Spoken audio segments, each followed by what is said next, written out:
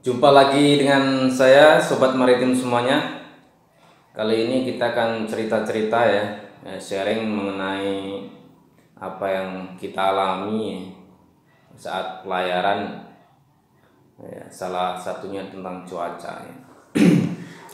Saya yakin teman-teman semua yang berlayar di perairan samudra ya, mengalami banyak hal, banyak peristiwa yang menantang tentunya. Saya yakin banyak cerita, banyak ya sesuatu yang sangat berarti bagi hidup teman-teman sekalian yang berlayar jauh. Ya. Bercerita mengenai cuaca, ada banyak tipe cuaca ya, ada front cuaca, ada tropical depression, ada hurricane, macam-macam ya. Ini salah satu cuaca yang berpengaruh terhadap pelayaran. Kali ini saya akan sharing mengenai badai tropis. Badai tropis. Saya juga mengalaminya waktu itu, kena typhoon ya, kena typhoon waktu pelayaran dari Cina ke Singapura, sebenarnya ke Arab Saudi, cuma kita handover di Singapura. Kita waktu itu ngambil kapal baru ya, musim badai ya, summer di sana, belayar, kemudian kita kucing-kucingan sama badai. Begitu badai lewat kita sembunyi gitu. Begitu dia lewat kita langsung cabut menuju Hong Kong, Taiwan Strait ya, Taiwan Strait, pangkring di sana, kemudian berangkat lagi. Tapi kita kena hantam karena badai terus bermunculan. Sebelum sampai ke Taiwan Strait kita sempat kena ekornya ya, tapi begitu dia membesar dan melewat kita sudah masuk Taiwan Strait. Kemudian waktu kita keluar dari Hong Kong, kita kena hantam lagi, ada muncul di sebelah timur Luzon itu. Cuma saat membesar itu kita sudah visibility nol, ombak sudah besar, air laut sudah naik ke atas, sudah gelap, sudah lompat-lompat tinggi gitu sudah. Tapi badai kemudian menghantam Pulau Luzon dan makin mereda, makin mengecil. Kita sudah sampai Natuna, sudah flight sampai Singapura 6 hari gitu.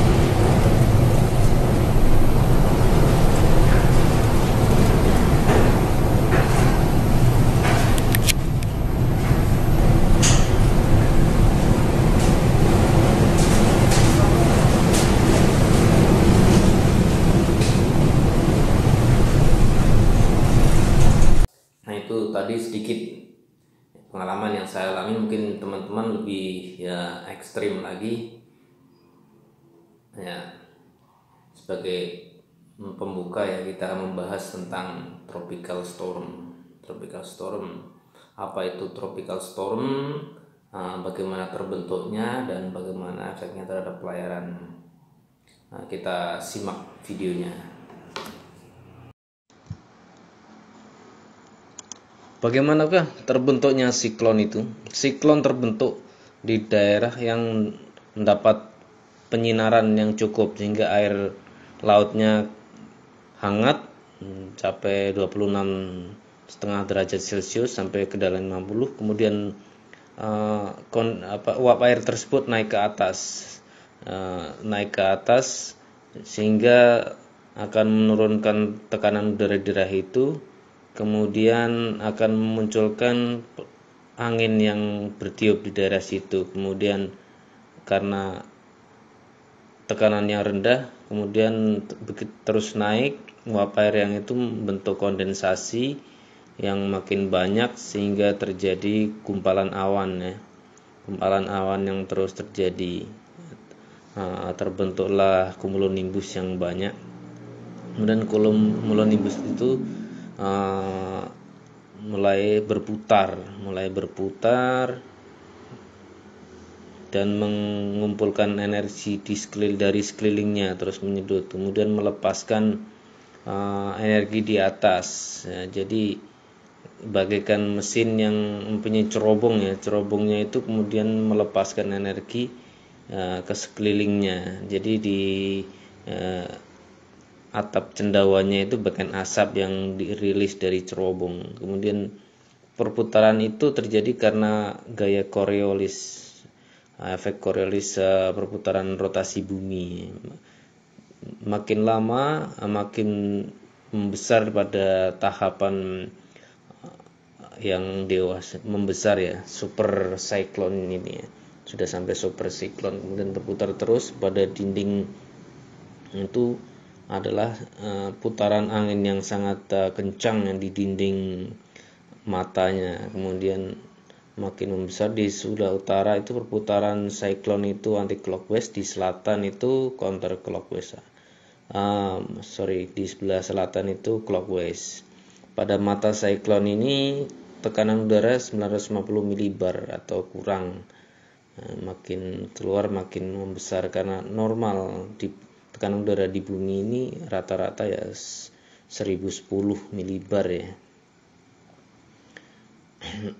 Ada siklon yang paling dahsyat waktu itu, Taipon Ida tahun 1958 di sebelah timurnya Filipina, memiliki pressure itu matanya 877. Ya, itu tadi ilustrasi ya bagaimana terbentuknya badai tropis itu ya. Jadi badai tropis itu bisa kita simpulkan ya adalah suatu kumpulan cuaca ya yang berputar di mana memiliki mata di tengahnya itu tekanannya rendah ya. Low depression di tengah, kemudian mengambil energi dari uap air yang ada di sekitar karena pemanasannya. Jadi uap air yang banyak terkondensasi, kemudian terjadi cumulonimbus yang besar, kemudian terbentuklah mulai berputar karena gaya Coriolis ya, karena perputaran bumi. Kemudian berputar makin membesar ya, karena semakin dia melewati perairan ke arah kutub ya yang tidak bertemu apa-apa di perairan terus itu, makin membesar dia, makin terbentuk membesar. Badai tropis itu akan hilang jika menghantam daratan atau dia bergerak menuju ekuator, dia akan hilang. Karena walaupun dalam teorinya ya, harusnya badai itu bergerak ke arah utara ya, ke menjauh dari ekuator, bergerak ke arah kutub, ke arah daerah dingin, tapi pada prakteknya ada yang ke arah ekuator juga, cuma di 8 derajat itu hilang ya.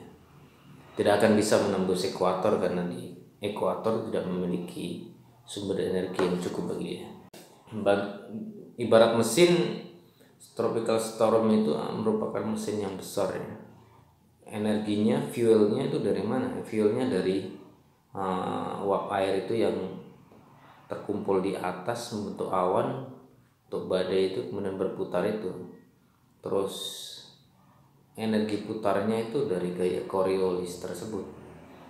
Jadi terus kemudian menghisap energi dari sekitarnya, angin yang dari sekitar tropical depression itu.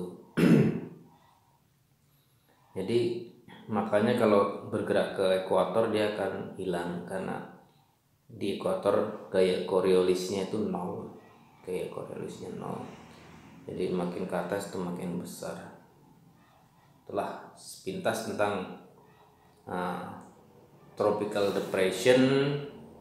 Mudah-mudahan bisa memberikan gambaran bagi teman-teman yang akan berlayar di perairan samudra. Jadi bagaimana kemudian merencanakan pelayarannya, kapan waktu yang tepat, kemudian